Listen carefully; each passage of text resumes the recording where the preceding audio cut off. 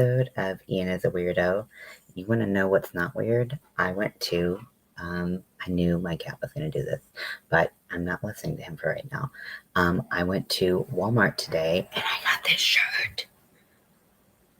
Damn. You can't tell me that's not like one of the coolest shirts. I mean, I do have multiple Whitney shirts because I love Whitney, but I must have like Whitney Spears, and I was like, nah, dude, that's wrong. I love Whitney, so I will support her estate and or wherever this money does go.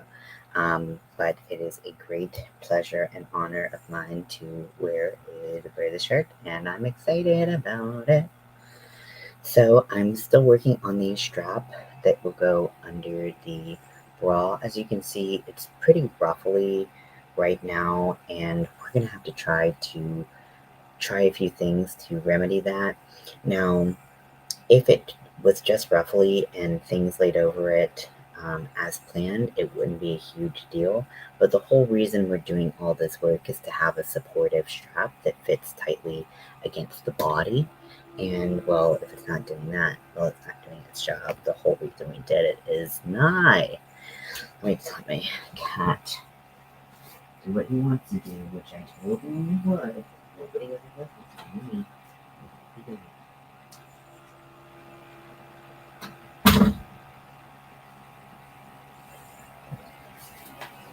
So I'm working on that, and then I'm also working on some other stuff behind the scenes. I have been preparing for actually quite a while for Mel and I's anniversary, which is in June. And I have a friend on Facebook who does really amazing portraits, especially of pets. Most of the work I've seen from them is of pets. They like doing those portraits and they're very good at them. So I got commissioned work to work with my animals for Mel for our anniversary. And now as the time has gone on, this idea has grown and grown to being something very unique. So if you did not know, my cat's name is Jean-Luc. We call him JL. And our dog's name is Breaker, who, just in case you're wondering, we found out what was going on with him. And so he had cracked one of his nails on his back paw, and it was sending like shooting pain up his leg. Hey Lydia, welcome in. Which I hate to hear, but that's part of the reason why we couldn't like touch around his legs and figure out what was wrong, because his legs weren't hurting, his claw was. So they were able to remove the claw, and now we just have to make sure it stays clean and does not get infected. But he, I was not well. My anxiety definitely got the worst of me and thinking what could happen. So I'm just glad that things seem to have worked out well. We didn't end up paying an arm and a leg for a vet visit, which, gotta be thankful for that. And then also we found a solution. So all of those things are good news, and I am quite happy to see that that's what shook out. But I'm doing all right, Lydia. How are you? But let's see. So I am making Melanie's top for Pride, and the pattern that I followed was not great. There were a lot of things that I want to change. So I'm just kind of wheeling this creation and hoping that it works out. And we'll see. We might have to undo a lot of work, but that'll have to be done if that has to be done. So So yeah, I just don't think that maybe this pattern maker, honestly, I'm just not convinced this pattern maker really tried that hard to make a pattern that was worth paying money for, if I'm being honest. I've found a million and one free patterns that were more detailed, that told you more about this. To call this pattern beginner friendly is a lie because it was two sentences and they were confusing. Um, and I am just so annoyed with that. But they also, the way that they had the top structured, it doesn't seem like it would be fitting for anyone with a chest because your shit would just slip right out underneath these cups. Like if you create cups, but um, you don't create anything else, to support the chest, you're not really being size inclusive or body inclusive at all. But hopefully, we can get this figured out and create a wonderful top. Oh, I'm sorry about that, Lydia. I know arthritis, I've heard arthritis can be very painful, so I'm sorry you're going through that.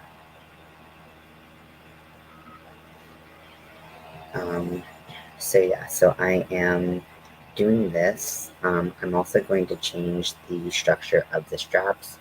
I was torn between doing something around the neck, like a halter top, like the pattern suggests, but it just had like all of the chest, all of the weight of the chest would just go into a chain, two chains that would tie in a bow around the back of the neck.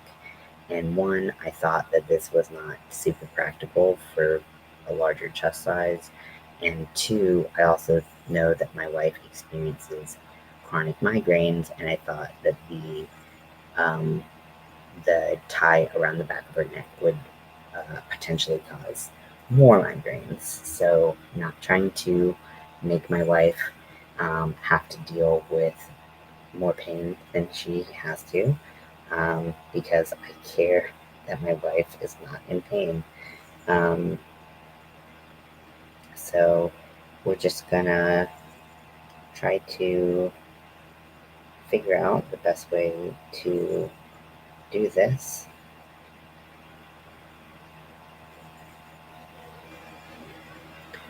And so I'm using Minikin's yarn by Premier. I bought it a while ago because I was trying to add to my skin tone colors. And one, it is overpriced and is hard to, then you have to pay for shipping and everything. But also, it was the wrong size because I didn't look at the specs because I'm an idiot. It is a two-weight yarn and it is very soft. I will say that about the cotton. It's good quality cotton. It hasn't really split at all, which is kind of a first for me in my cotton experience, for sure. So it's high quality cotton, so maybe that justifies a slightly higher price, but I didn't realize it was a two-weight. So we'll just have to, work with that as we can. Mel's okay. She's pretty stressed with, you know, life and work and whatnot. So we're just trying to get through a more difficult time um, with her and her pain levels and dealing with the stress from work. Because not that work itself is like bad or anything. It's just um, they're going through a hiring process right now, and they are, um, I think that that's a lot of pressure on a small company because that while you're training someone up, you're still having to do all the work and then some to try to get um, things done. So she's just pretty stressed right now. I think once the um, power is rebalanced, she can experience a little bit of relief, and hopefully we can start using some of my disability money to get her the medical treatment that she's been desperately needing for years, literally years. So I'm hoping that this is how this situation will go. So you can see here, this is the band. And I also have I created a little pocket that I'm going to put some boning into. Now, if you aren't familiar with how, hey Leather, welcome in. If you aren't familiar with how boning looks, there's steel boning, and then this is plastic boning. I just got it from Joanne about a million years ago when I was doing, I will Lydia, thank you, when I was still doing cosplay and stuff like that. So this is encased in a kind of like ribbon-like fabric, and I'm just going to cut a little piece off, and what I'm going to do on both sides of the back is I'm going to put the put the boning in, so that when I do my ribbing, it'll be structurally sound there and won't pull unevenly throughout the bust. Now, here's my problem. If anyone has any suggestions, I'm open to it. But once I started going into the cup, we start to see a lot of like rippling and things happening that I just don't want. I might do some like darts. Actually, that's actually probably the best idea I've had so far, is do some darts so that any extraneous fabric can get eaten up. And then what I'm gonna do, I did I did a nude strap because I'm going to take the colors of the rainbow and top stitch them, line by like row by row, um, or like surface crochet them, row by row until so the back looks nice. I'm gonna go through the under bust area, even though most of that will be covered up by fringe. This whole thing, the whole chest piece, is going to have fringe that is the same color, kind of cascading down. So it'll look like a full top in the front, but I still wanted coverage in the back, and I want it to have lacing in the back. But I thought that the boning would be a nice feature and make sure that that lacing that we do is very secure, because I just don't see the point in putting a bunch of effort into making tops or any garments of any kind and having them fall apart, especially where you need them. So that is not my goal, and I think that that is aligned with Mel's values on this situation. So, so yeah. So one thing I did not consider is that once this um, strap was attached to the corner of the cup, it would, um, if you stretched it here, really the only thing that stretches is this component right here. Um, the Because it attaches at the corner, there's no stretch that is accommodated uh, from under the chest.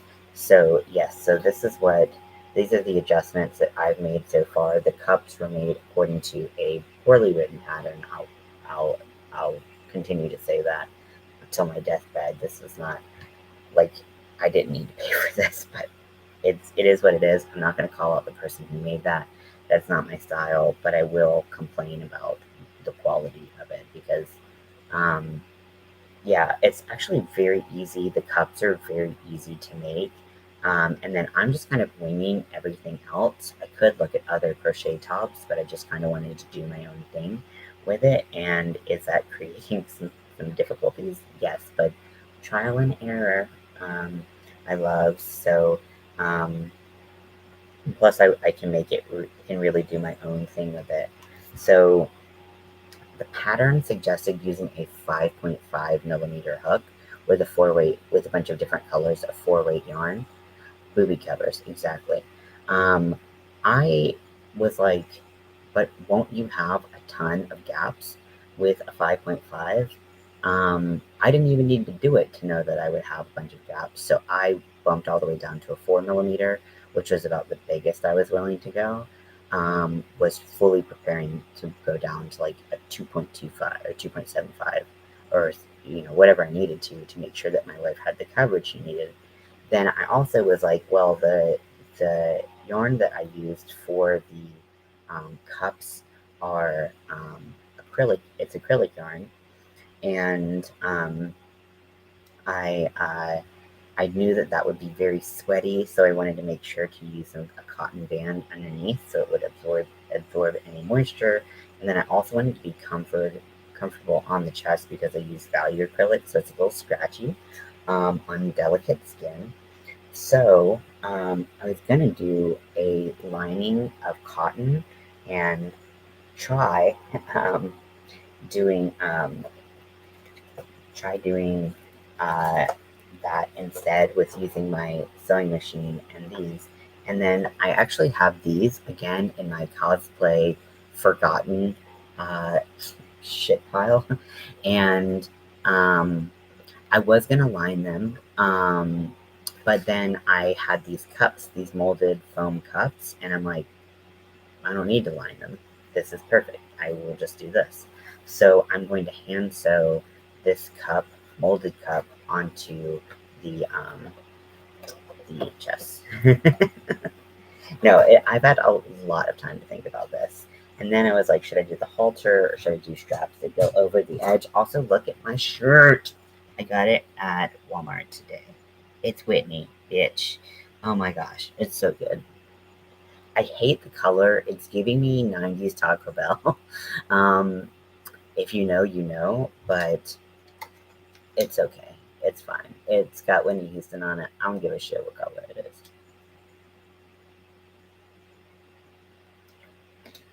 So, um, yeah. So, boning, different neck piece. Now, I could make this to a point where I could sell it, and that would be fine. Um, However, I am going to make some adjustments for Mel because her comfort is my priority, and she's very flexible. If I wanted to make her something that was uncomfortable and sweaty and like barely covered the necessary parts, she would be like, "Hey, if that's your dream." Um, Only so the bottom edge to allow for movement. Yeah, so I was thinking about doing that. I was thinking that it was possible that the cup might flip if I did that. So I might do like the cup and then maybe like just kind of like so here's the bottom of the cup right here. And then I might just do like some of the sides, but not all the way up to the top. So that there is some movement, but they're not swinging all over the place.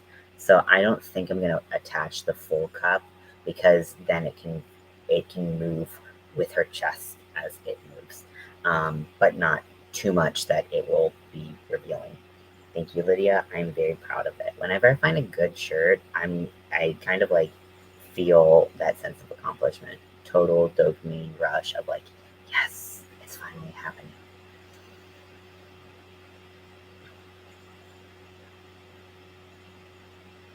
So, um, so what I'm doing for Mel is I have some old bras that I do not wear um, at all, and because I don't wear them anymore, and Mel doesn't like them because they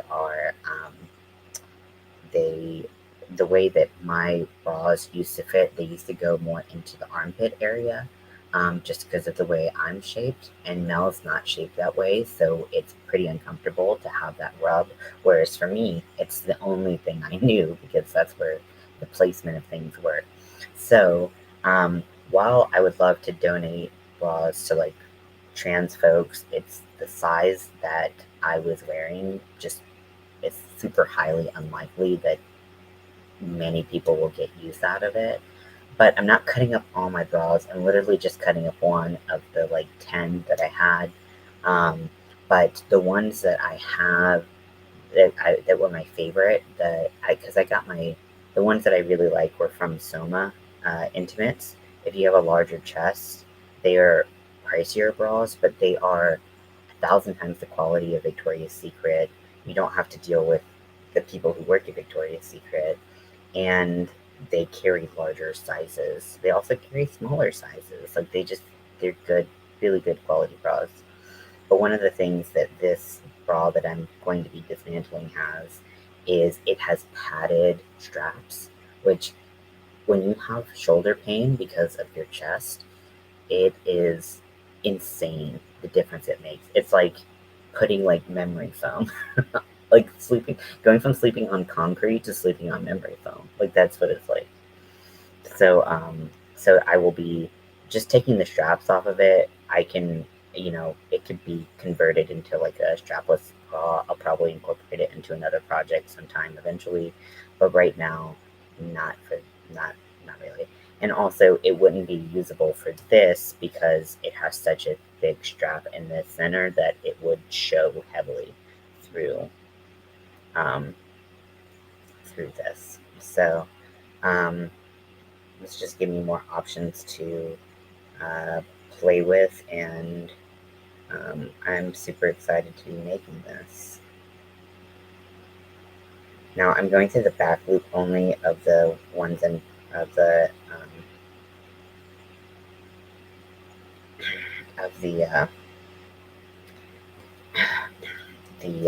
the loops that I am going through, because so the top is going to have a long fringe in front of it, so it's going to be very like classic festival wear, where it's just very like loud rainbow bohemian style, but make it obnoxious.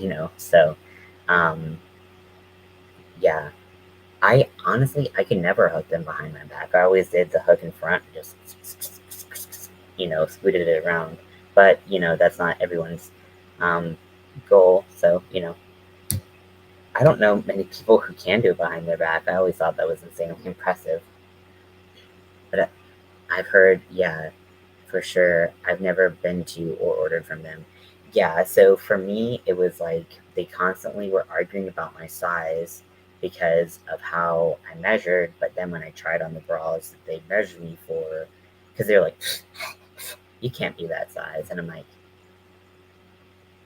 yes, yes, yes, I am. And they're like, and they'd like call in other employees to be like, look at this idiot, and like how he doesn't know his own size. And I'm like, okay, well, put me in the bra you want. Okay, well, the band is super loose and the cup is too small. And so I would keep moving down until I was almost at the size that I said I was at. And the only reason I could not get the bra size that I said I needed was because they didn't carry that size. So I'm like, they were just really rude to me. They're very like fat phobic, chubby phobic people. In general, I'm not saying everyone who works there is a bad person by any means or stretch of the imagination. I just don't think that a lot of them have great customer service skills, and they could do better. Um, but that's just my experience with them. You can do whatever you want with that experience. But Mel and I are the same cup size. Um, if I wore a bra anymore, which I don't, but we just are arranged differently. So those bras tend to work better for her, whereas for me, the cut of them, because they didn't really go into the armpit, I would have spillage here and here, and I did not want spillage anywhere because I hated this part of my body. So they couldn't understand why I didn't want to have a ton of cleavage when I was in a t-shirt that would not be showing cleavage. But whatever, I've given them enough of my time today, so let's continue. But so Soma was, the last place I bought a non-sports bra from, and now I just wear my binders. Yeah, most people I know don't wear them if they don't have to. I mean, it's not comfortable to do that, so I don't blame you. But yeah, I gotta find I mean, because Mel and I are the same size, there's gotta be some way to somehow make it work, but I just don't know how because of how the cups are placed.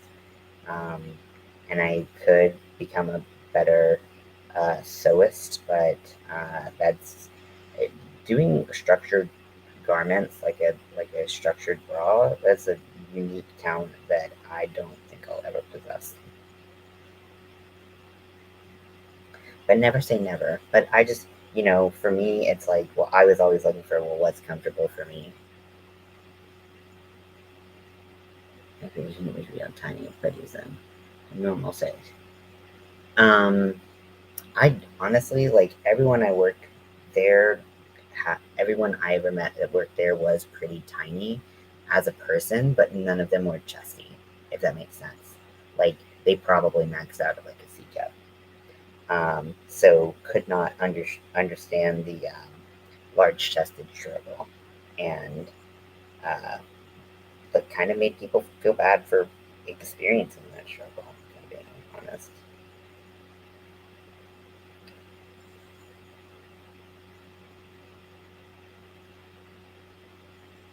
I don't know. So on the boning, I'm only thinking about putting it um, in the the channels that I've made right on the edge where of the band, where I am going to do a lace back, like lacing back.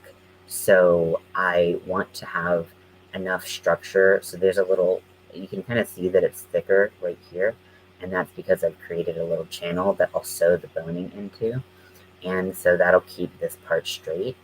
Um, and then I'm going to just sew or lace everything through right behind there, so it's nice and structured, and it won't have any uh, disproportionate pulling on either side. Um, Is that absolutely necessary? Probably not. But do I like feeling like a fancy pants? Also, I have a ton of ponies that I've never used, so I might as well. Now, if you're wondering how to make these cups, I will not refer you um, to the place that I got the pattern from, because I don't feel like people should waste their money on a poor pattern. But there are many, many, many, many, many tutorials on how to make uh, cups for bathing suits and things like that.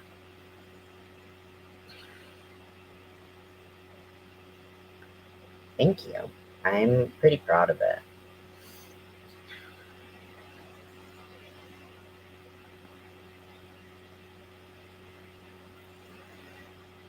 We just got to get through this part. Now, if I was smarter and more skilled at doing certain things with crochet, I probably could have crocheted these darts in rather than done sewing at the end, especially for those of us that are rolly, if you know what I mean. Yep, I do, because same. But I figured that that would be one of the things that would be really challenging, and having the back at the top look really good is just because it kind of sits, just above this natural bend that a lot of us have. Actually, pretty much all of us have. And so things, if you bend back, even if you're not rolly, as you say, it's just not generally a cute look to have the back of your top just eaten. Hey, baby. What's up, cutie? Yeah, it is. It's been very warm here. Oh, Lydia says hi.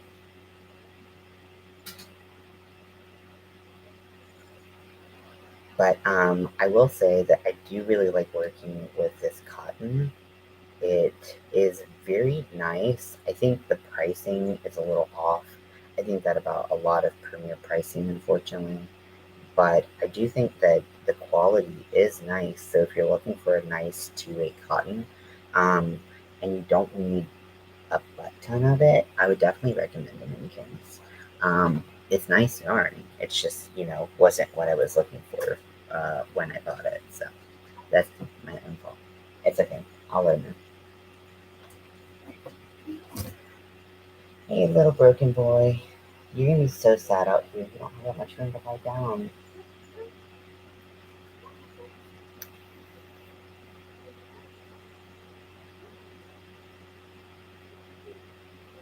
And even, yeah, that makes sense. Yeah, it's pretty late, Lydia, I understand. Oh yeah, I'll be around. Be back on my channel doing lives May 11th. Cool, very nice. I'm going to be trying to just pump out a lot of Pride goods, trying to list patterns, trying to everything. I'm pretty close-ish to finishing the secret pattern I've been working on. I really want to get the pattern tested and approved by and like ready to go by by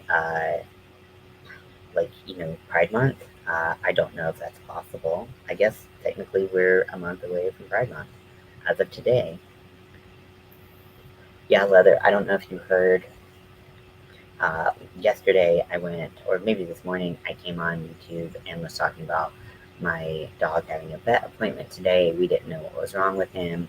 He was limping, and sometimes his he could not his left back leg would just completely go out.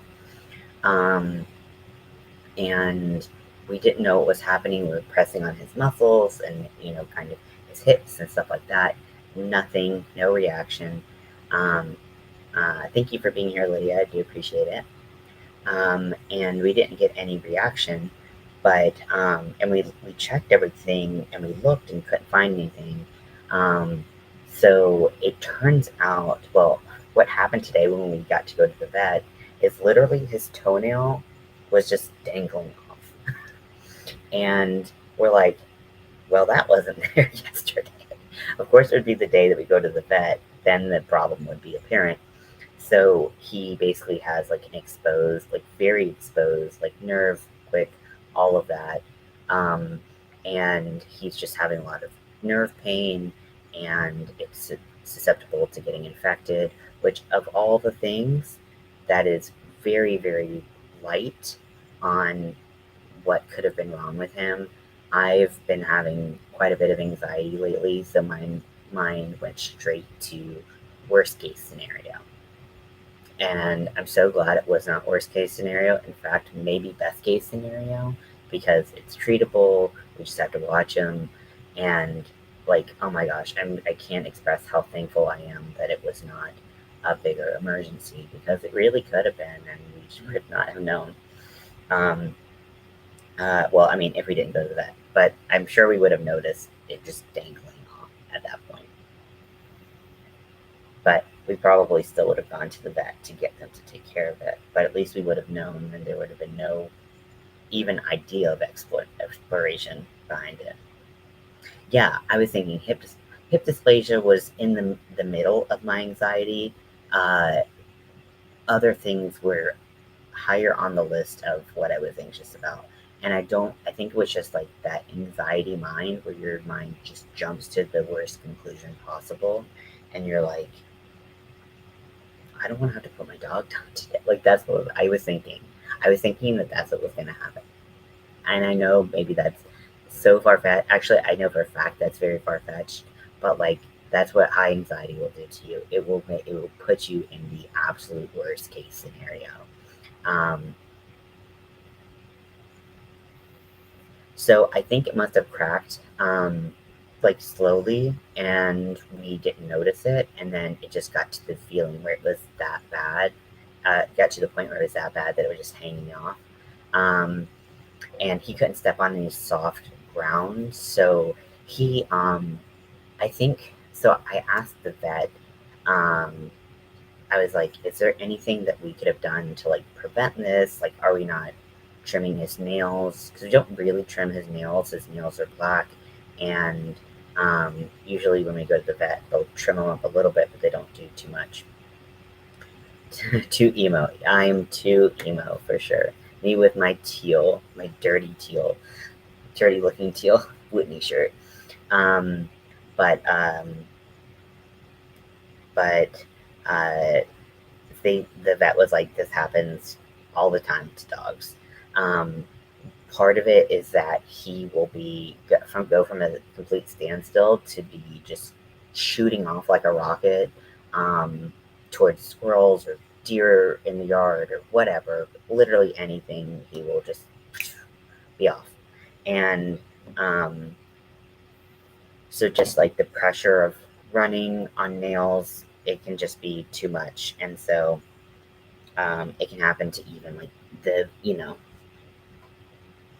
yes. Yes. But I did want to say that I, I, I proudly claim the title of emo, but yes, no, I did not want to deny your confession as well. Welcome to the club. We have sad music. um, yeah, so it could have been anything. They didn't say that we did anything wrong. They didn't say, hey, you've got this around. This definitely caused it. There was nothing like that. It was just like, it happens to dogs.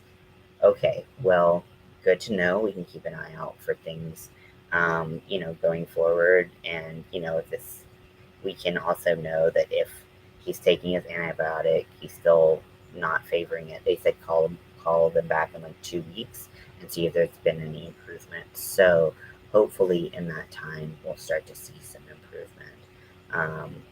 Because he's a really good puppy, and I couldn't think about what was going to happen at the vets today because I was so anxious. I was going to die.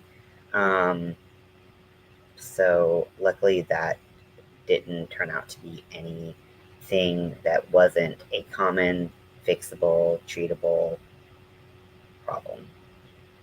Um, and not preventable in a way that we weren't neglecting him. I never want to be like, oh, well, you know, I just, I wouldn't want to think that I, like, my, you know, head up my ass most of the time has, somehow caused him some pain. So it's that's a good and bad thing, right? Because if it was my neglect, then I could change my patterns, but it's not. So I've been a good parent to him. We got him to see the vet. They took off the nail without any issues because it was still attached just a little bit. So they were able to kind of soothe the area and then prescribe some medication because he was not able to sleep comfortably. He was like literally like he was doing and acting so strange, so needy, so anxious for reasons that I've never ever seen him behave like before. And that is really smart. That is really, really smart because they can get really expensive really fast. But when you love animals, like animals and kids, like you just and anything like life can be very expensive. So um, I think that's great that you have an account just to make sure that you can take care of them when they need it. Because the unfortunate part about any life is that unfortunately you're gonna get to a point where you need some additional medical care. Some of us it's sooner than others. I'm speaking personally right now. I'm not trying to talk about fur babies right now. Do an example of how weird my wife is. So my wife, whenever people ever like we're going to a doctor's office or a human doctor's office or um, the DMV or fucking whatever, and someone asks, do you have kids? She's like, no, just two fur babies. She's like, we don't have any flesh babies yet. And I'm like, don't call them flesh babies. That's so weird. Eat better than we do. Exactly. Exactly. Yes. But I've always been a cat person. Admittedly, I've never been much of a dog person. But if any dog can convert someone to being a dog person, it's definitely Riker. He is such a sweet, gentle soul. Even when there were periods in my life where I wasn't like I wasn't mean to him. I just wasn't very affectionate because one, I'm not a huge dog person, and two, I also got him in the hopes that he would be a service animal, and then he, for lack of a better word, flunked out of training. Part of it was because we got him during the pandemic, like we got him March 2020, and um, he did really well in his schooling program. And for the record, service dog training, I'm not talking about emotional service animals, those are entirely different things. Um, but service animal training is very expensive, very specialized, long time. Oh yeah, 6 kitties. You gotta be prepared for that. Um, for anything really. Um, and so he just didn't have the socialization with other dogs. By the time that so we did like a 6 week or 10 week training, and then he was going to be with us for 10 weeks, like it was like boarding training, and then he was going to be with us for like 10 more weeks, and then it would just be like, okay, the trainer's going to come by and see how he actually does with me. And when we first got Riker, he has he had some leash aggression, specifically around other male dogs that were his size or larger. He's a German lab mix, so he's a sizable dog. He's 75 pounds, but he would just become very insecure and very aggressive. Well, he broke my finger once from pulling on the leash. So me, again, being a very anxious person, was like, he's gonna break my finger. I just walk him. I can't do anything. And then when we had our training round two thing, the service dog trainer was like, well, you're anxious, and so you're making him anxious. And I was like, what the fuck do you think I need a service dog for? Granted, it wasn't just for anxiety, it was for other reasons as well. But that was a pretty insulting, blow. Um, so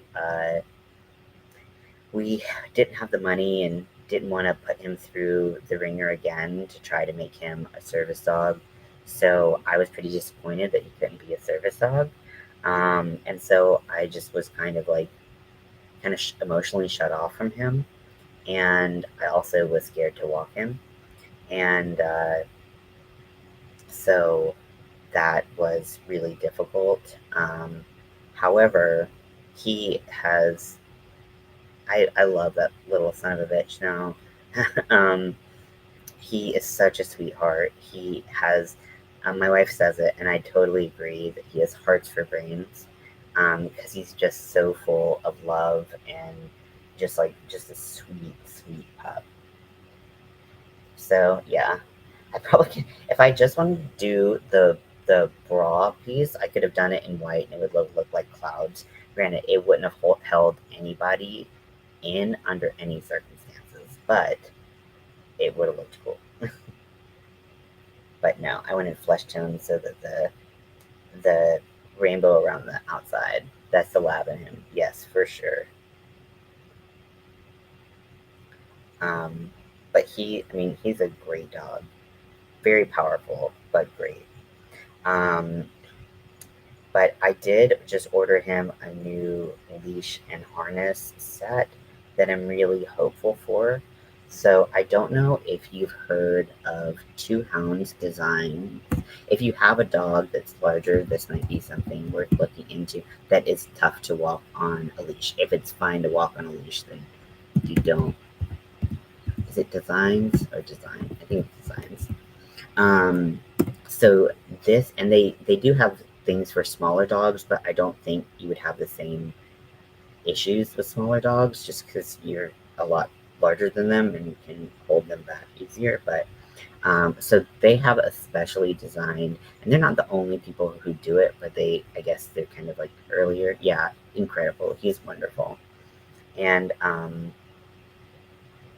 and this one has uh, kind of like the harness is um, kind of specially made to have a front and a back like leash hold point, and or maybe it's like in the middle of the chest. I know it's up here, and so the way that the leash works, it's kind of like a forked tongue with one of the sides being longer.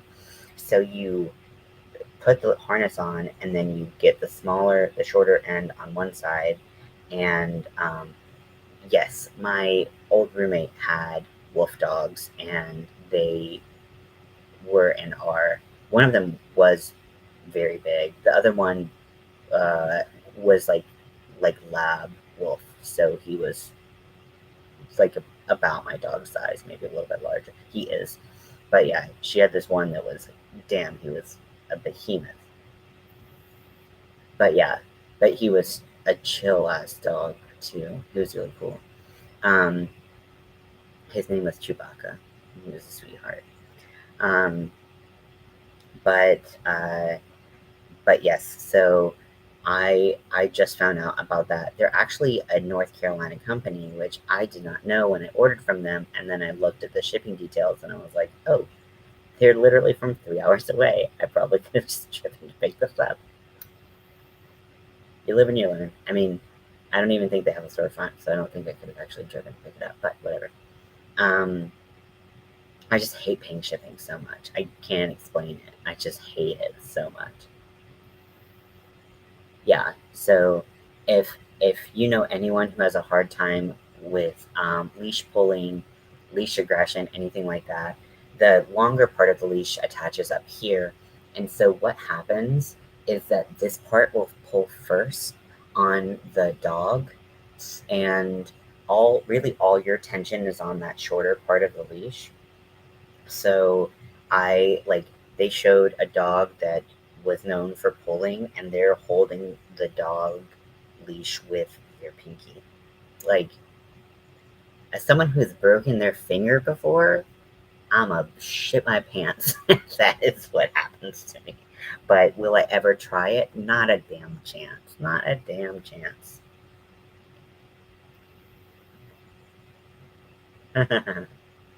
Yeah, that would be very cool.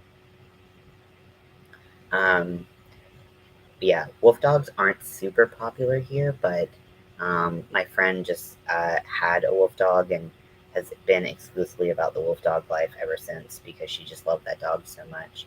And actually, um, both of um, both of her dogs, the one that just recently passed and this one, they're from different litters, but they were from the same mom who was her wolf dog. Um, so they're not like 50-50, they were like 25, but they were still actually maybe one of them was 50-50. I don't really know how the breeding of that goes. um, but but yeah, boy, were they fun to live around, because once they're behaved and well trained, I mean, they're very amazing dogs. But if they if there's a shift in power dynamic, whoa, they're a totally different animal. Um, but yeah, luckily I didn't have to deal with any of that while I lived there. They were both very cool with me. Okay, so we're getting to the end of the cup. So just have a couple more rows, and then I can start crocheting like a normal person instead of this weird attachment thing that I learned to do back in the day when I was doing, like, I did a ribbed hat. It was ribbed one way, and then the ribbing on the what is this, the brim was the other way. So it was okay, yeah, that makes a lot more sense. Yeah. Oh no. Yeah. Having watching friends lose pets, it's like, if you don't have a connection with animals like that, I don't think you can kind of fathom how much it hurts to have a pet that loves you unconditionally have to pass on, because it is quite painful. Um, but you know, we you know, I was about to be really depressing and say something that I heard that I think is true, but it's still really sad, so I'm not going to say that. But yeah, it is hard to watch a friend go through that. It's hard to go through that yourself. They become members of our family. We see them all the time, and it is hard to lose part of your family like that, especially if you don't have flesh babies, because then you know those are your babies. So you have 6 cats. That's awesome. I would have about 947 and a half cats. Don't ask me how we got to half. But so nice. I miss her. Oh, yeah. I was gonna say it's always the nice ones, but it's all of them. Um, yeah. I I don't. I'm glad that I didn't have to make that decision tonight. Oh, and a hedgehog. Oh. I know that Amy of Mombi here on YouTube has hedgehogs and guinea pigs, and I'm always just like, it's always so cool to see um, these different animals that I would have never thought of getting. Like, hell yeah, they're cute as hell, but I wouldn't have ever considered having one as a pet. But she loves them and does all kinds of cute stuff with them, and she's always posting about them. So I'm like, do I need one? I wouldn't get a guinea pig. Honestly, I've heard that they bite and uh, can be quite cruel. So that would be my luck. That I'm like, oh, I got this nice little guinea pig, and then it bites the fuck out of me, and I get an infection, and my fucking arm falls off.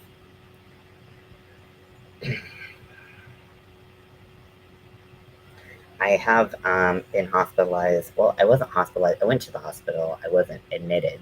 I was almost admitted, but they did not actually. Oh, custom mug for Angel. That's so sweet.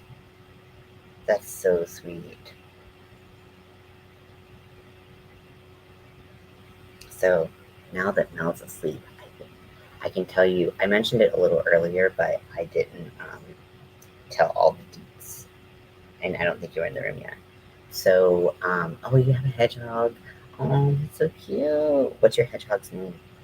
So, I have a friend that I met like 10 years ago. We just happen to be Facebook friends still, and they do amazing artwork. And one of their specialties is pet portraits.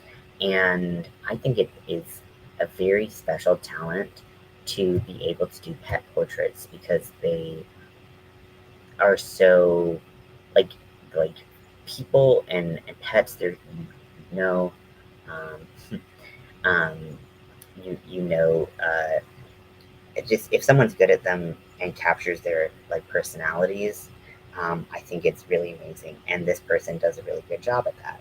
So what I did is I commissioned portraits of both of our animals, our cat Jean-Luc, or JL. You'll mostly hear me call him JL because it's just shorter and easier. Snuffy, aka Tanya. Oh, I love that. Um, and um, So I got those commissioned, and Mel knows about that because I couldn't keep it a secret. Once I saw the pictures, I was like, these are too damn good. But I started to have more and more ideas about what I wanted to do. Plus, I did it super early for our anniversary, which our dating anniversary is June 24th. So, got some time on that. And so I commissioned them a little while ago, and I got the final one, and the pictures will be delivered to me on Friday, which I'm super excited about. If you live locally, they will send them. Uh, they will hand deliver them. Otherwise, you can get them shipped. Um, if you are interested in any of these pet portraits, let me know because I like this person's prices are very good, and they are very good at capturing the essence of your babies. So, so uh, I I did that, and so both, and my dog's name is Riker. So both of them are named after Star Trek: The Next Generation characters, the captain and his first mate, number one, aka Riker. And so I have a friend who he's never done any official voice work, but he's very acutely aware of how he can make his voice sound and how other people sound and the cadence and the gravitas, the accents, everything, the timing, just like he's so in tune with it. It's actually really marvelous to watch. Um, and so I was like, hey, I have this idea. I'm thinking of making like a really short Star Trek The Next Generation episode, but it's probably going to be less than 5 minutes. The script, honestly, is a page, so it's probably going to be like 2 minutes. Um, but and I gave him all of the references. He's not a Trekkie, so he wouldn't get them. But I was like, I gave him kind of the touch points for the voices that I wanted, any specific phrases that needed to be that were going to be mentioned. I gave him like audio clips of that being done just so you get the cadence of that. And I was like, I'll pay you for I can't pay you a lot, but I can pay you a little bit for some voice work. He was like, hell yeah. And he was like, I don't even care about the money. I just want to help you out and do this thing for your anniversary. And I was like, that's super sweet, but I don't like taking advantage of people. So I am going to pay him, or I'm just going to make him something. I'll see if he has any preference, but I think he prefers money. I think that would be his preference, but I probably won't offer to make him anything because I was going to make him something for Christmas. He's like, just give me money. I was like, I have no money. I have yarn. Um, and so, yeah, never mind. Won't ask that. Also, summertime, not the best time for crochet work. But anywho, um, so I'm getting him to do a script, to voice act a script, and then I'm gonna put together a very poorly edited uh, mini episode of Star Trek: The Next Generation, and I am gonna put my all into this. I've got a little bit of time to figure out how I'm gonna do this the best way possible, and then we'll just see how it works. Oh, I did just hear your I didn't hear it, but I didn't notice. Oh my gosh, that is the cutest animal I've ever seen. Snuffy, you're so cute. Oh my goodness. Oh my gosh, that nose looks so bad. Oh my god, I would kiss this animal nonstop. I'm gonna send you the pictures that they sent me of their work. Um, just so you can see what they look like. I'll share them publicly when I get the pictures because I don't want to, um, like, if whatever reason, like, what if my payment falls? They also pay on the completion of the work. So if like for some reason they can't do it, you're not happy with it, it's you know uh, different. But and I gave them reference photos, um, but I just wanted them to. I picked the pictures of my um, oh, so cute. Um, I gave them pictures of my pets, and they look so freaking good. I'm obsessed, and I'm already obsessed with my pets. But this they did such a great job, and they gave me like, hey, here's the line work, here's the sketch. How does that look? Um, and stuff like that. So here's one. Let me find the other. You're sneaky, sneaky, sneaky in there because I couldn't find you, but it says it's already downloaded. So,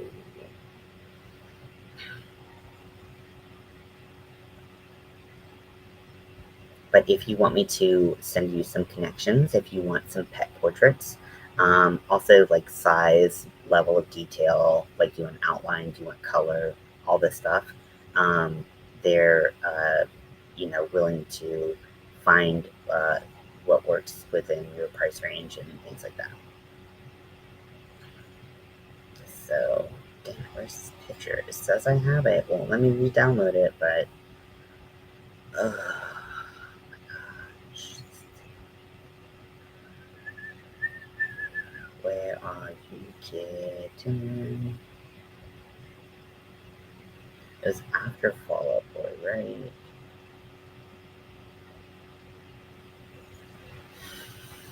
And it's probably blending in with the other million pictures I have of my cat, which is making it harder. But oh, there it is. So these are the pictures that they did, just off of one picture of each of my animals. They're so good, and like my dog is like solid black, or at least was in this picture. Now he has more white coming into it, um, and into his coat. But she did, like, I was so amazed with the black because it's hard. I feel like black animals, it's hard to get a lot of dimension. And I said she. They go by they. That's my mistake. Oopsie, sorry.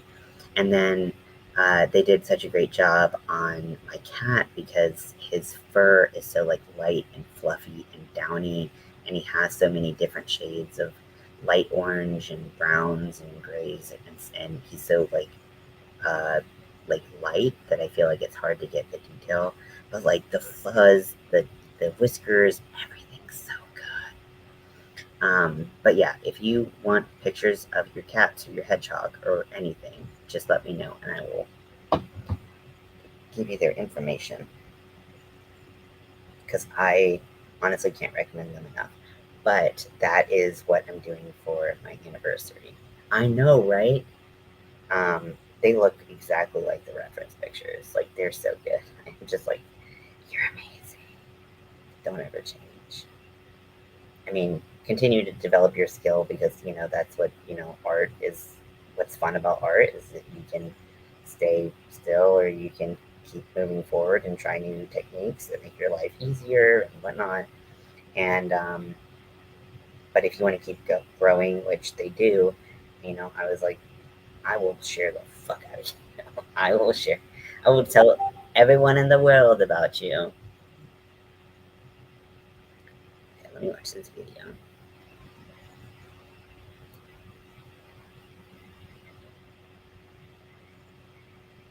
Oh my gosh, that's what it sounds like here. Except when I went and took Riker out this most recently, um, there were at least 3 sets of frogs getting it on. And at first I thought it was a dog because it was like barking. And then I heard like a scream. And I was like, what the fuck is going on? And turns out that's apparently frog sex sounds. And I'm like, bleh. But yeah, so the frogs and I have beef right now because my ears and my brain are scarred.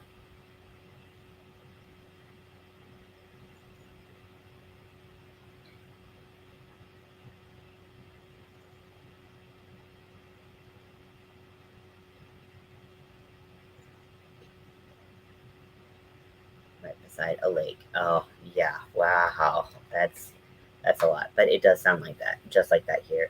We have a uh, not a river, uh, stream, behind the property line here, and then which also is great for breeding copperheads. Yay, poison snakes or venomous snakes.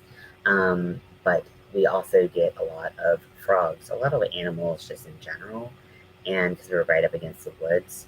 And then um, my parents have a pool, and since it's wintertime and my and it just has more to put chlorine in.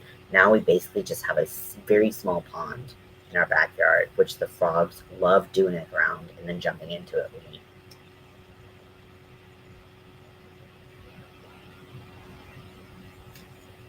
Frogs, oh my gosh, that's so cute.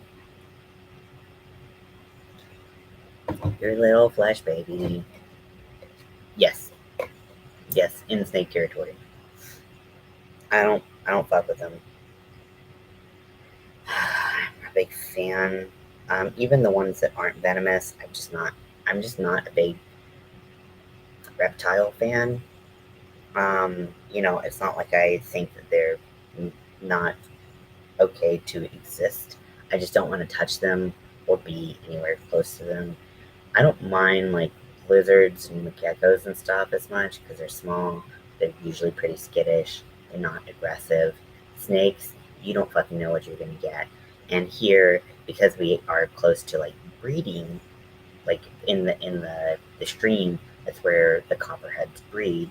Oh, it's like the movie Anaconda.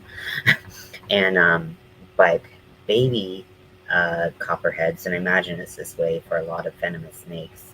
Um, so the babies are actually more dangerous than the adult snakes because the babies do not have control over their venom glands and don't come to the south. And would I love to live in a place that doesn't have snakes? But here I am without choices. um, so but they can't control their venom. They're more potent because they will release more. Whereas an adult snake doesn't know if it's going to continue being under attack, so it will leave some venom reserves just in case it continues to be under attack. Whereas a baby just unloads it all, so they're actually way more dangerous. Um, and like, let's see, last year wasn't the worst. I think we found two in the pool and one on the pavement. But wolves, cougars, bears, yeah, see, those aren't great either. So I kind of want to live just, where the animals aren't and just my babies are. But, you know, every place has its things that are pretty scary. So, you know, if you keep an eye out, generally snakes will try to get away from you. It's just those moments where you don't pay attention that you could be in danger.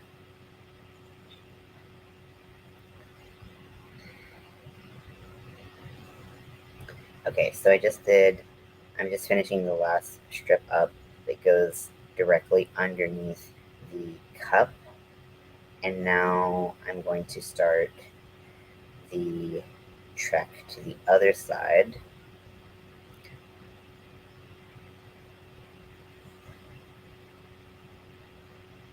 So what I did for this side, I'm going to remeasure it because I measured it, but I just want to make sure because I couldn't remember if I stretched it when I measured it or not. Because I had like a total number in mind, and then I have lost it since.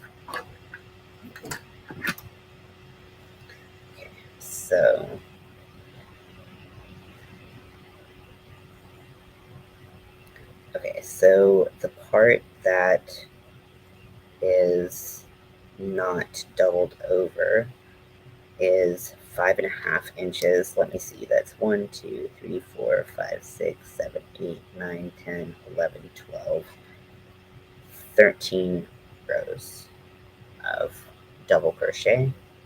And then because I'm putting the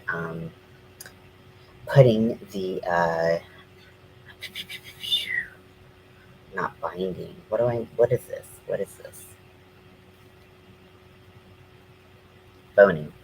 Because I'm putting the boning in, I did use just single crochet for those strips, for those rows, so that it would be nice and tight. Yes, well, the berries you will, and they run away. Oh, really? Okay. That are bothersome. That's why we tend to carry bear spray or knives with us just in case. Boning. Yep. See? Yeah. And I also heard it depends on the type of bear you have. Um,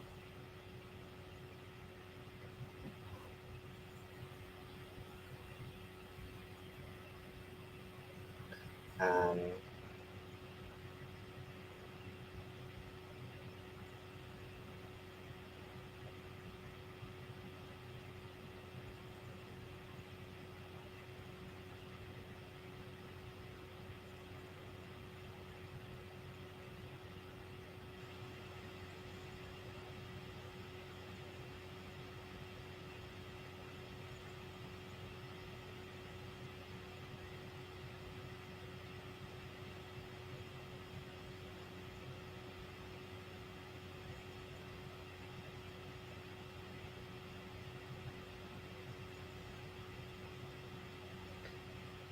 Yeah, I mean, we have black bears. They really aren't dangerous unless you get between a mama and cubs. Yes, I mean, then that's so many animals, right? Where it's like, um, if you don't get between like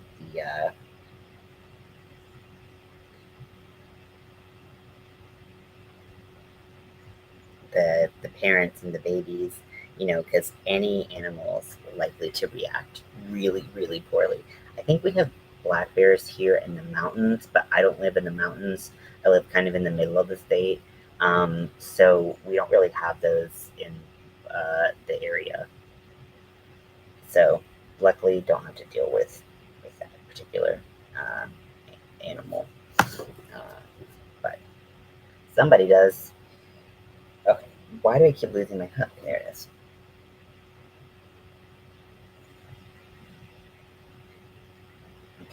So now we're going to get back on track with the sizing actual one, hopefully. Grizzlies that have made it to the island now. Ooh, yeah, I heard that they are mean, but, you know, majestic, but mean as hell. Bears can swim. Yeah, I did know that. Um, that wouldn't have been my first fact about bears that I would have thought about, but thinking about it, I'm like, oh yeah, bears can swim. Bears can do a lot of stuff. They can climb, they can swim, they can kill you very quickly and very easily. So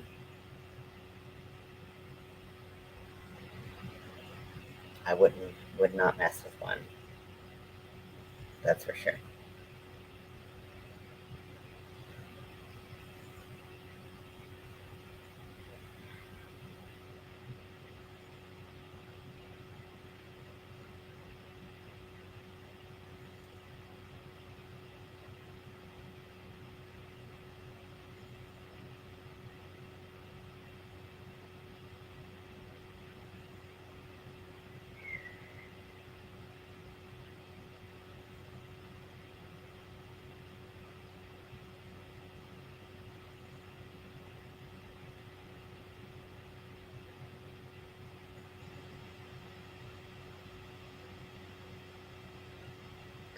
So I was gonna do top stitching all the way around the band underneath, but now that I know I'm going to do darts underneath, I'm wondering if I should just do because I'm doing fringe on top, I wonder if the fringe will lay weird on top of the top stitching.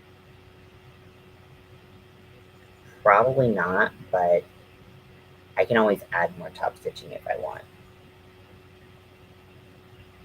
I would have to do it all over again I um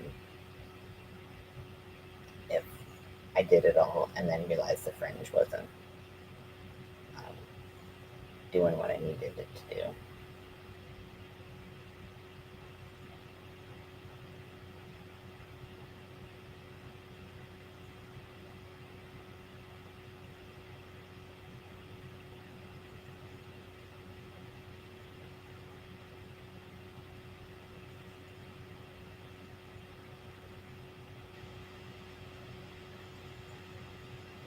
I just want the fringe to lay right because that's a big component of this looking the way it is intended.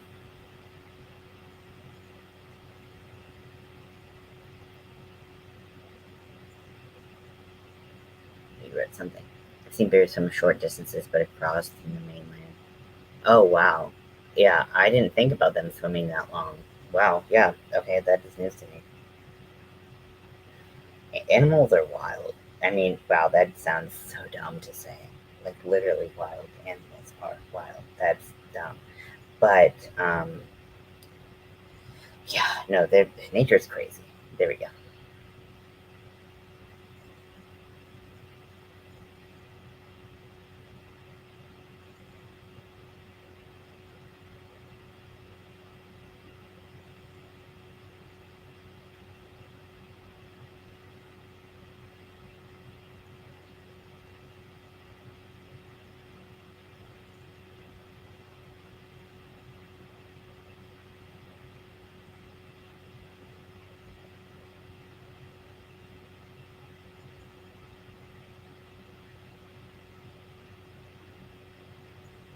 Okay, so probably finish the band tonight, and then maybe if I feel like it, I'll take in the points of the band that I want to fit a little bit better. I really wish that I could have just known what to do from, you know, the start, but, you live and you learn, right?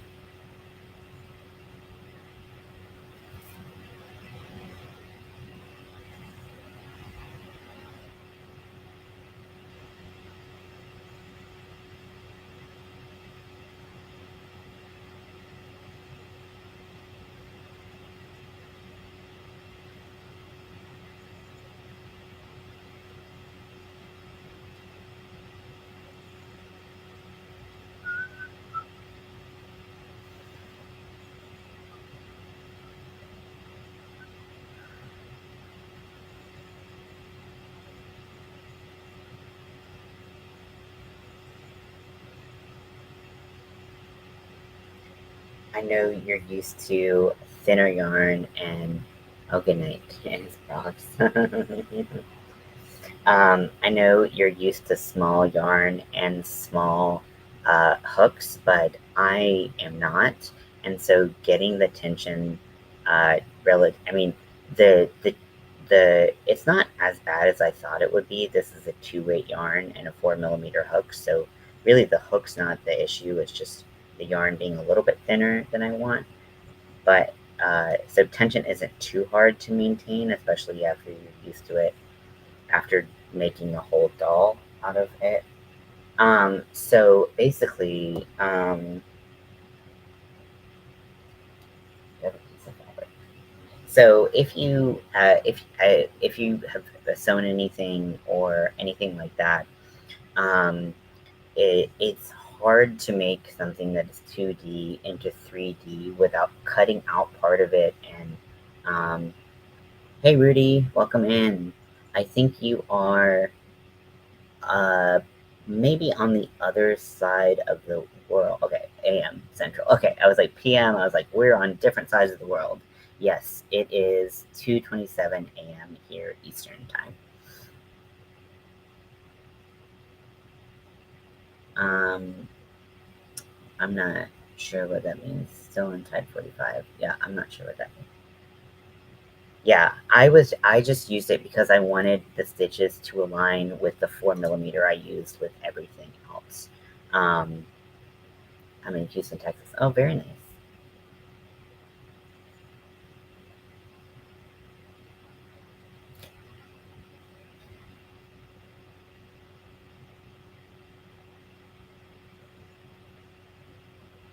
Rudy, what's up? What are you asking folks for?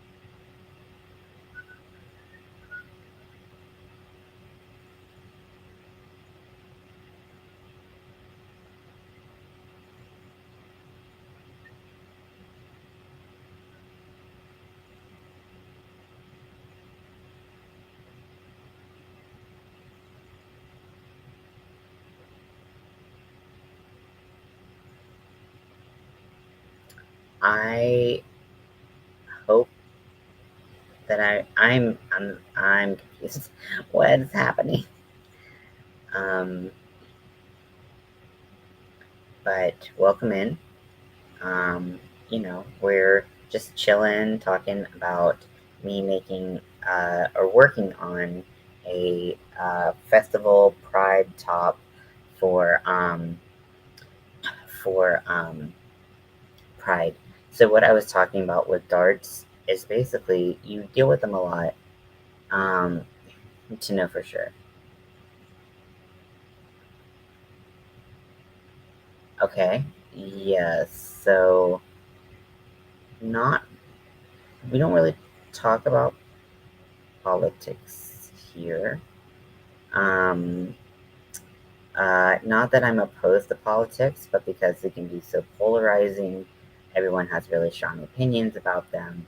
I find it's just easier to avoid those conversations on live. So if you really want to talk about politics, um, there's tons of channels that you can. Maybe not at this time, but at other times for sure.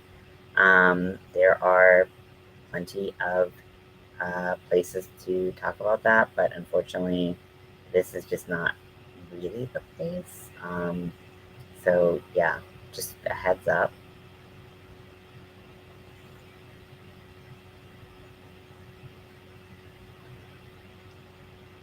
And granted, sometimes I do talk about things that are vaguely political.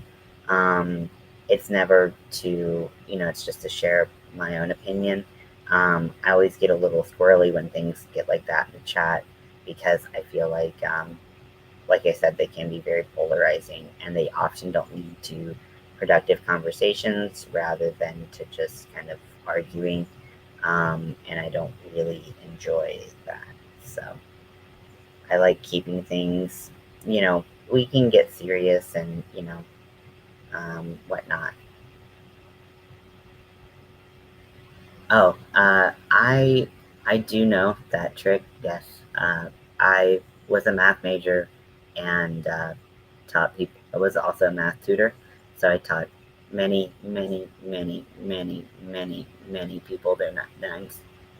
Um, their nine, their times tables, not just the nines too. But yeah, but I always did really like that trick.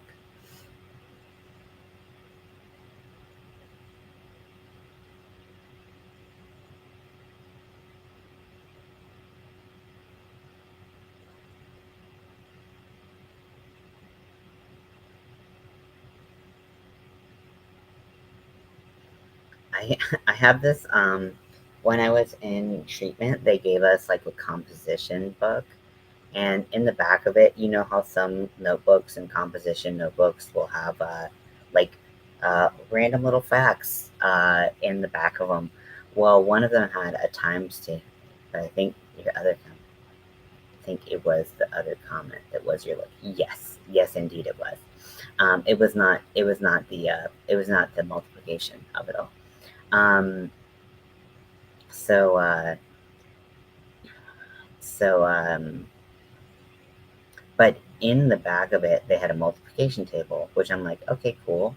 That's helpful for some people. Although, if you're studying times tables and having them right in front of you, that will make you want to cheat, as I've seen from many students in the past. But this one had a row for like both in the horizontal and vertical axis of zeros. So it was just like zero, zero, zero, zero, zero. I was like, we get it. We get it.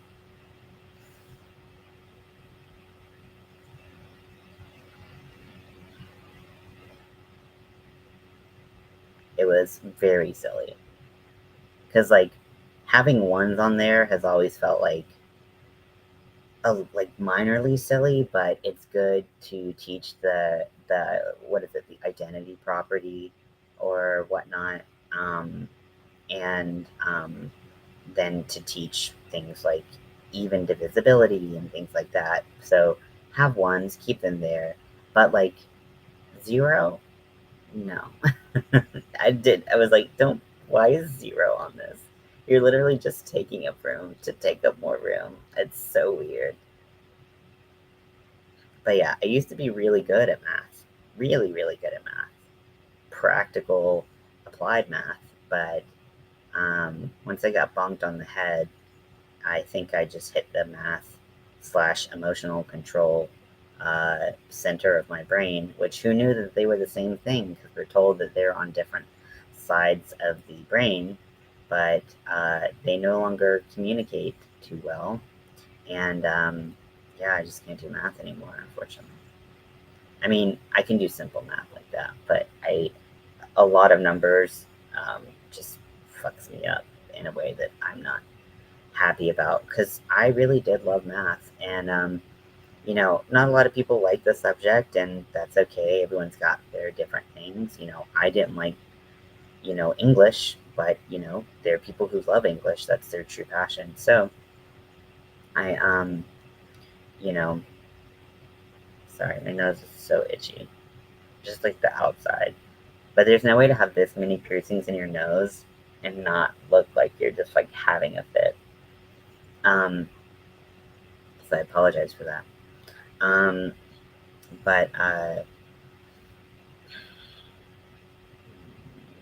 can't do math. I used to love doing math. Some people really like doing English. I don't. But I always, because that became such a thing that people, awesome, math and science. I like biology. I've never done chemistry, but I don't imagine I'd like it. Also, I hate physics. I like math, but and I like applied math, but I hate physics. I know it's weird. Um, so don't judge me. I love calculus. I just don't make me have to think about velocity and shit like that. And magnets. What the fuck are magnets? They're witchcraft. That's as far as I'm concerned. Oh, that's cool. Yeah, I am not. I can barely string two words together. It's rough. It is. Reading papers I've written is terrible. Um, I am trying to get a little bit better and flex those muscles a little bit more. If you know anything about me, you know that I love writing smutty fan fiction about my one of my favorite shows, Shameless, and um, I have written some. I read a lot more than I write for sure, but um, but I've written some, and then sometimes I'll go back and I'm like, what the hell was I trying to say? And I'm terrible at spelling. It's just not my forte.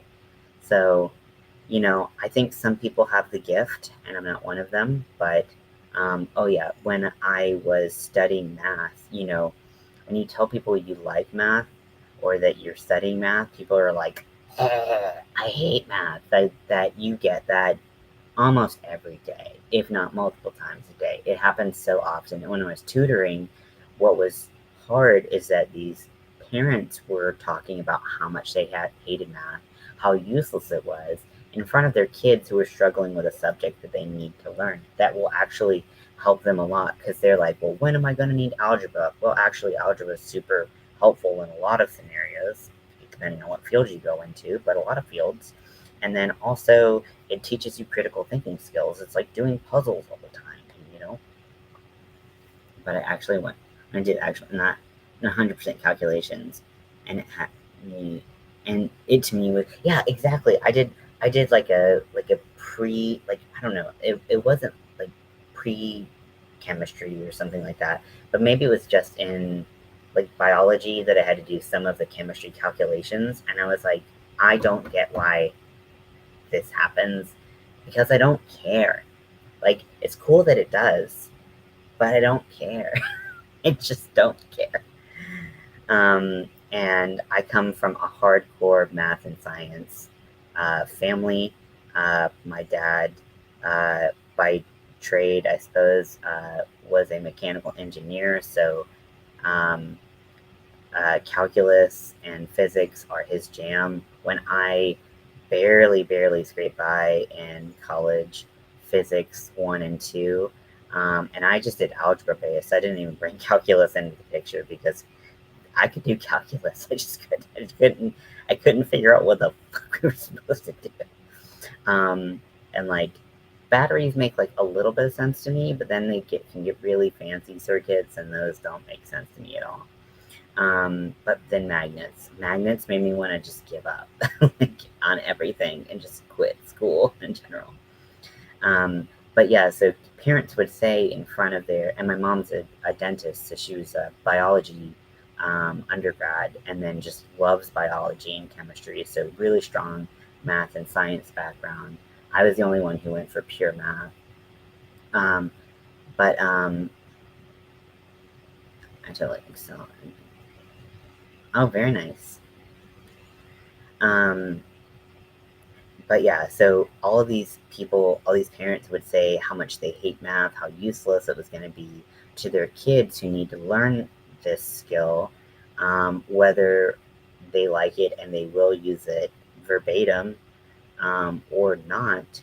It's about, and one of the things that I liked being such an emotional person is math had a right answer. And that was really comforting for me as someone who did not have the right answer in anything. One, two, still don't. 1, 2, 3, 4, 5, 6, 7. 8, 9, 10. Um, yeah, and yeah, I mean, all the sciences are very different. So it's easy. Well, just like all of the math classes are different. You can really excel in algebra based mathematics and not do well in calculus based, and vice versa, or you be good at both. And then you try your hand at stats, and you realize stats actually isn't math at all. Probability is math. Stats is not. um, I figured. Yeah. Oh my gosh. You just see when I type on my phone, even autocorrect is like, you're on your own, dude. um, but yeah, so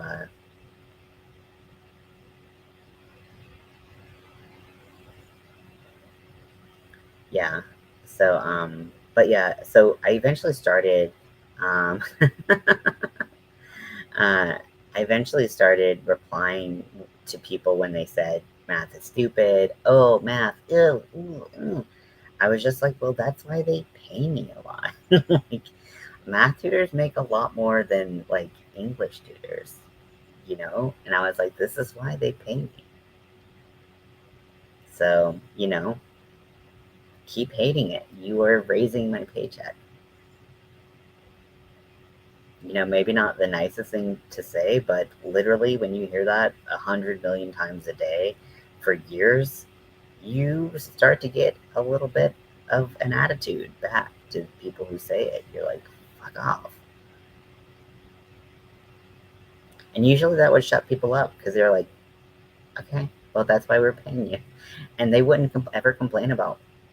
Granted, I worked for a company, and the company made a lot of money, and I made a fair amount of money. Like, I'm not going to complain about the money I made as a tutor in college by any means, but the company made a lot more money. They're a very expensive service, and I did not see a lot of that money.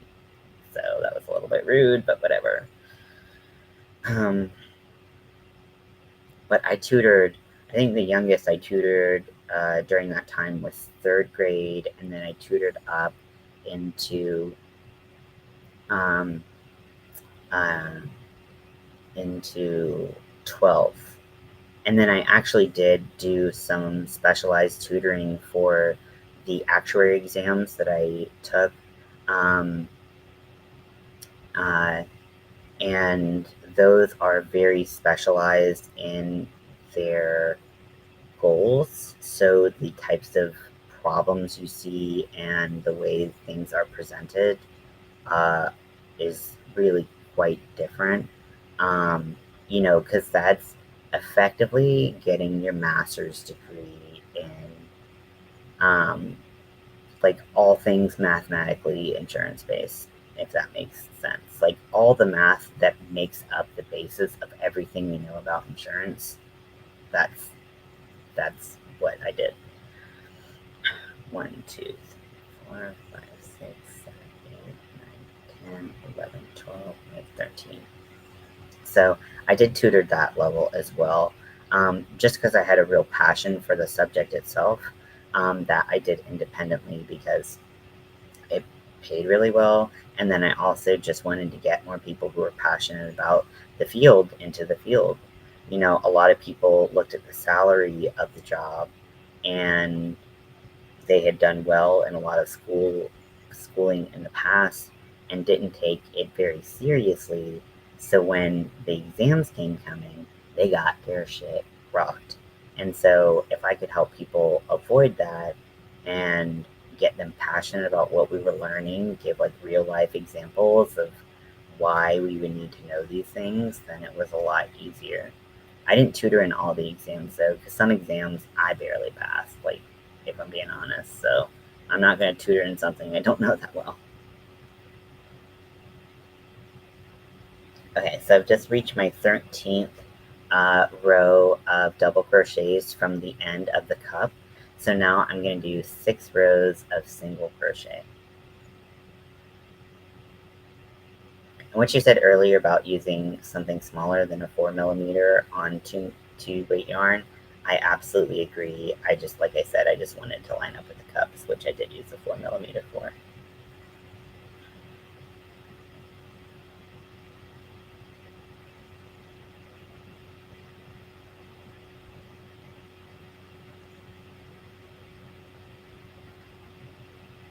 But yeah, it was really fun while it lasted. I wish it lasted longer, but disability decides when it's going to take you, not the other way around, unfortunately. I still met some really cool people, did some cool stuff, so learned a lot more about insurance. I now I feel like a little bit out of the know. There's always things changing in insurance, in health insurance especially. It was so like you had to be have your ear to the ground. You knew every law that was coming out that was going to affect health insurance in any way.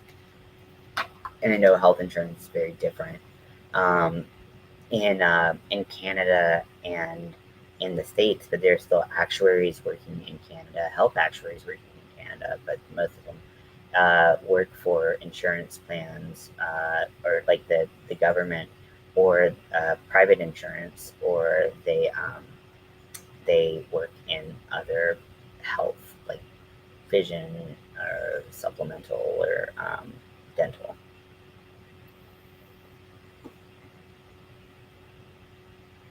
I hated it to begin with, but once I realized math was like puzzles, exactly, exactly, it's exactly like puzzles.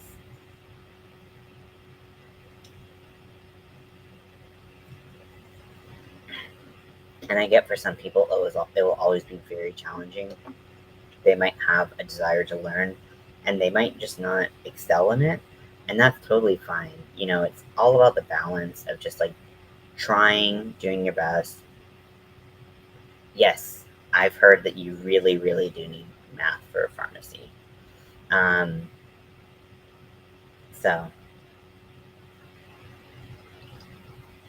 yeah, when people are like, "I'll never use this," no one uses this. I'm like, I can guarantee you that almost every math that you will encounter, somebody uses for a job.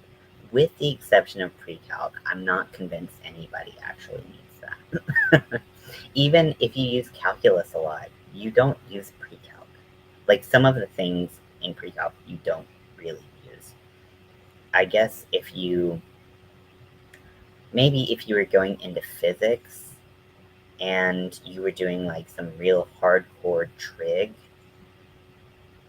maybe even then, you could just look it up. You don't need to memorize all that shit about like what makes a secant and whatever. But no, nobody needs that. That's like I tutored this one girl in a pre-calc and trig. We combine them here. His autism took him to games rather than any skill. But I mean, that's totally fine. I mean, those like games give a lot of social skills, a lot of problem solving skills. I think that once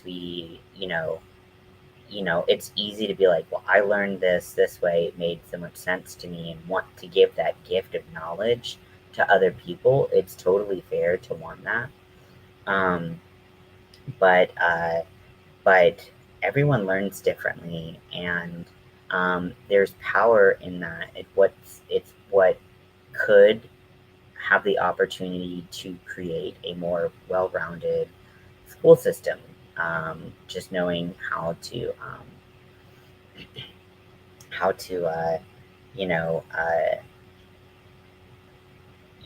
play to each person's strengths and stuff like that. I mean, there's even math called game theory. And that could be something he could be really good at. Or maybe he could be really good at coding. Or it's like it takes all types of people to make an economy work. So let's just lift those people up, and if he's got a passion for it and he likes to do it, let him do it. And I'm not saying that you're not, but I'm just spouting off my ideology about the situation, which you weren't asking for.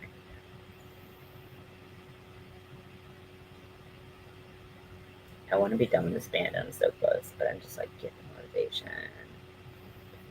Let's see, can we finish it under 2 hours? This is taking me a very long time.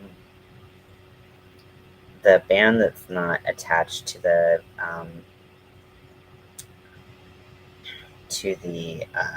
cup is a lot easier to go a lot faster with, because you don't have to worry about that slip stitch and making sure you're going into the back of the um, whatever, and yeah, yeah, and that's like I said, different strokes, and it takes all types of people to make the world go round, and I think that's a really beautiful thing. And I'm glad that it does, because if we were all good at the same thing, like, well, what about the things that none of us are good at? What do we do? What happens then? And who's gonna help move us forward in that direction? So we need people who are different, who have different ways of approaching situations and thinking through problems. Um, because they were talking so much, I didn't get any time because I'm typing. Yeah.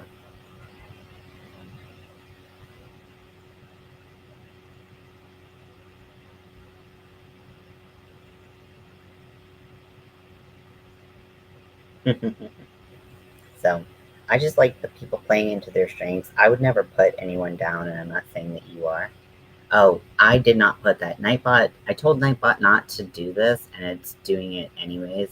Sorry if my camera gets a little wonky. Um, oh wait, let's disable it. It's maybe it was the excessive caps. Did you do caps? Oh, you said preach it. Jeez. Sorry. Nightbot has like these auto things that it sets you up with that you can change, but I would never have thought about it. Yeah, Nightbot gets so aggro, and you're like, John, calm down. It's not that serious. We have a love hate relationship. I mean, my Nightbot's supposed to be posting a lot more, but it's not. Oh, I did see that I missed the window, thanks to being in treatment and being broke as a joke, for having a Pride booth, but that's okay. I'll sell my stuff online, and hopefully I can get enough on my Etsy so that once Pride. Because the thing is, people don't think ahead, and people don't like waiting for stuff. So it's like it'll be like the week of Pride, like the Pride parade, and then people are like, "Oh, I need an outfit." Well, boo, I can't make you an outfit in a couple days. Yeah, I time mine out, but it just sometimes just doesn't pay attention. And I don't do any of those keyword things because I don't care that much.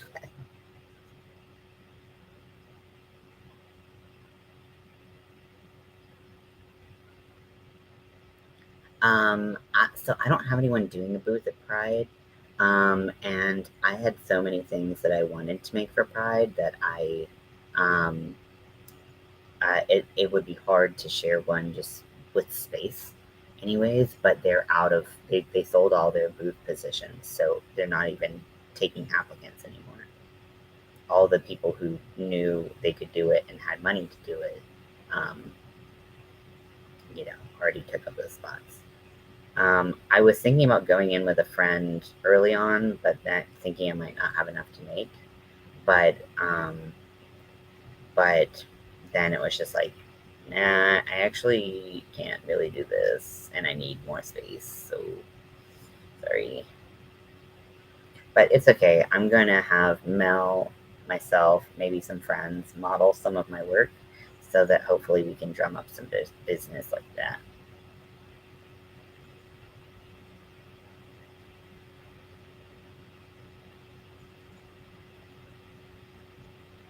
Oh, I yarned over on that one.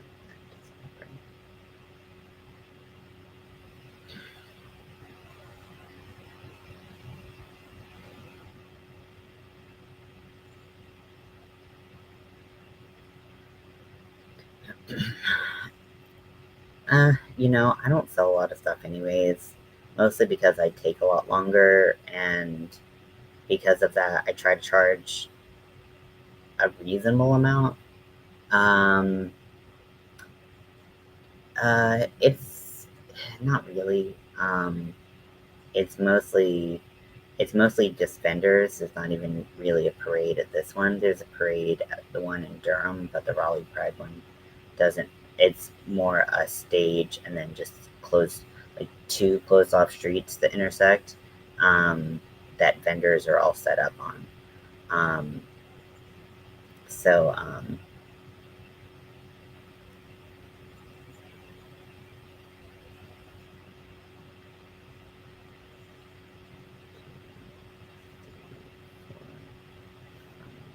six, okay. Actually, that last row I should have done this. Okay. Gonna frog one row.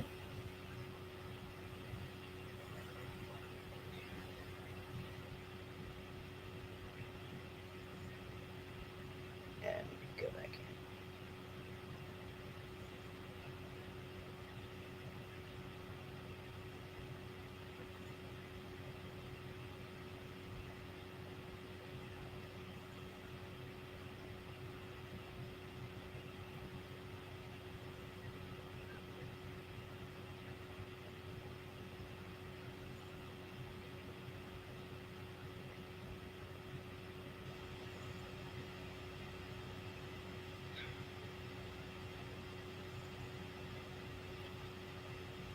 Oh, that's cool.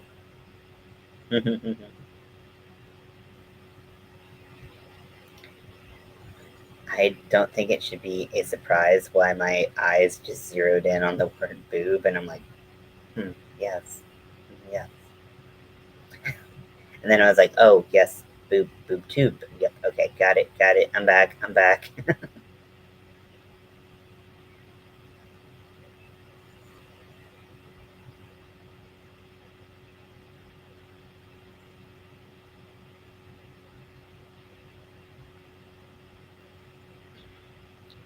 Yeah, it's also like if unless I carried a ton of stuff on me, which is just not my style, because I go for maximum hoe, where I just try to, you know, show off my body, just because it's fun for me and I like that, so I do it. Okay, so I'm really excited. I bought a pattern that's a mesh top, um, but it has like a skull in it. And I'm gonna dye my own yarn rainbow. I could not, for the life of me, find the yarn that I wanted and needed. Oh my gosh, your hedgehog is so cute.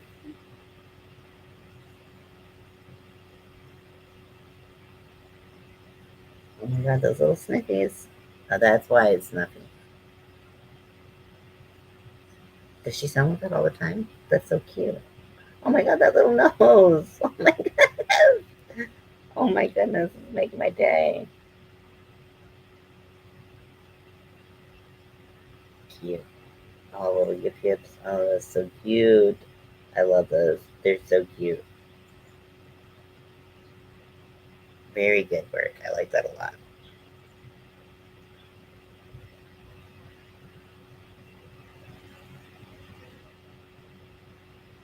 Okay. Shit, I went to the wrong loop. That's why things are not looking like I need them to. Okay. So we're gonna go in here.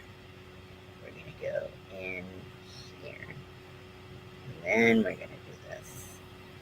Okay, you big dumb idiot. Me, I'm the big dumb idiot. I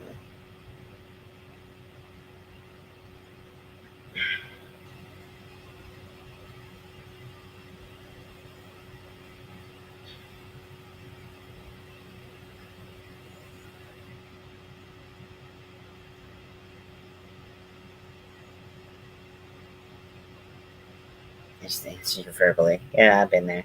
I'd be like, yeah, absolutely. And then I just am like, duh, I'm an idiot.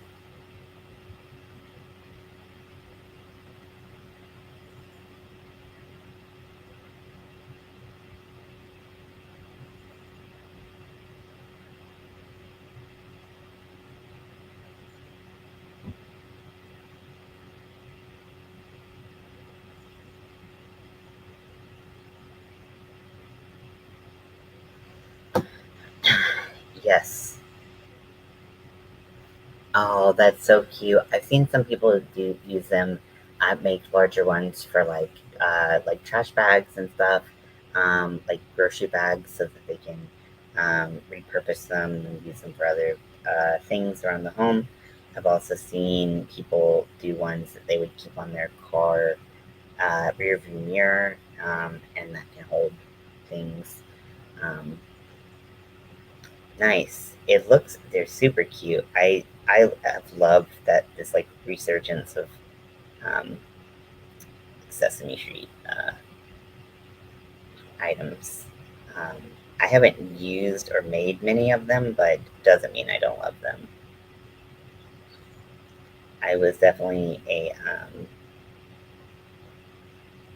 I was a latchkey kid, and also just a big fan of Sesame Street and Barney. Those are my jam. You couldn't tell me nothing about how cool they were. Um, oh, the plants. Yes, seen that. That's awesome. Okay, so I'm gonna give this a little snippy snippy. We made it to the end. And I cut enough off of. The one thing about this cotton is while it doesn't split while you're working it, the minute it gets cut, it just immediately, like the way it's spun, it just immediately unravels.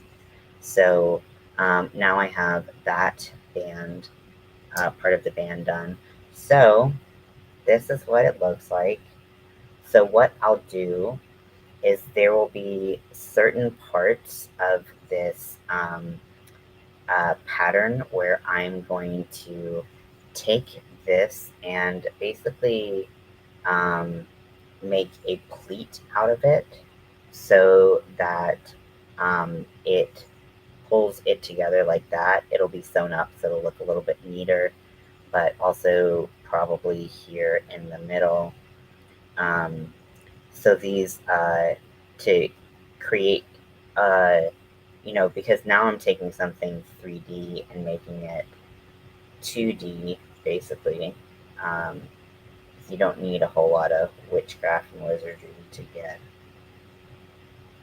um, this looking straight again. So I might do like 5 pleats total.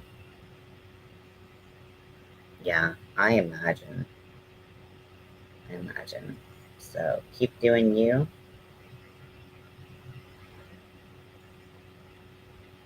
So I'm going to leave this as it is for now.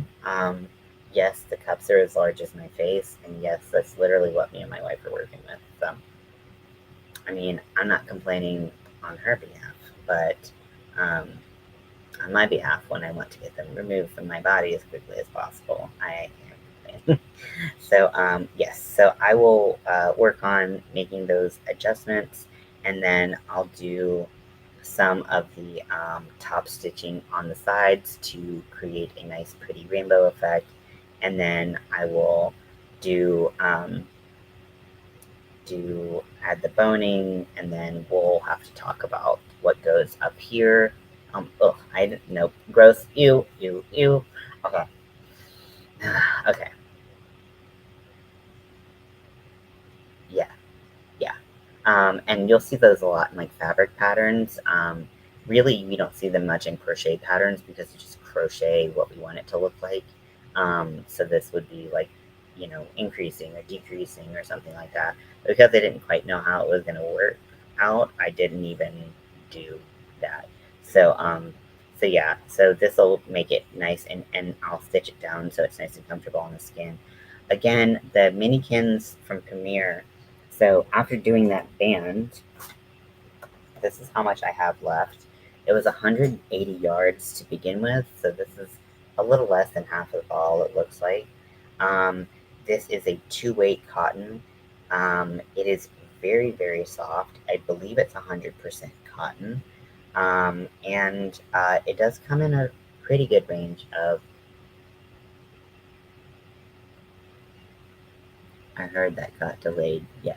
So I did push it back when it was supposed to be in March, just due to my mental health.